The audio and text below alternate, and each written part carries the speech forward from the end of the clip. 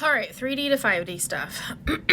And again, we have the master class coming up July 23rd. There's like 3 or 4 more spots left in it. So if you really want to get super deep into it, I suggest to sign up for that before it fills up.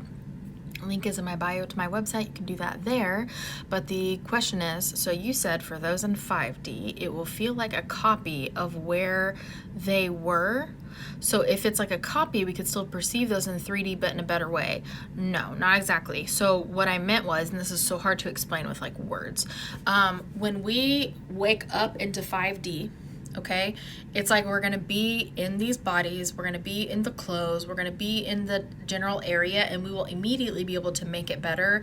And you can choose to come into a light body and not have to do the physical body and all of that. But it's like you will wake up like in the normal place that you wake up. That's what I mean by a copy, okay? Like a copy of what, like all the stuff that needs to be brought forward, not all of it, but all the stuff that needs to be brought forward is going to be brought forward into 5D because that way is being prepared by others right now, okay?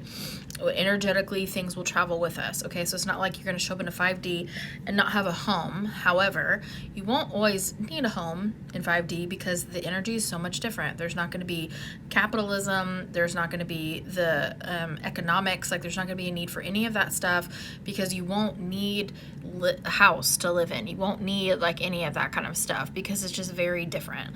It's hard to explain because it's not something we've ever experienced before. So we won't, anything that is a 3-dimensional level, we will not perceive that on 5D. So it's not like we're going to perceive those who stay in the 3D in a 5D way because they haven't traveled up to the 5D. Like their energy is not an energetic match for the 5-dimensional plane of Earth, okay?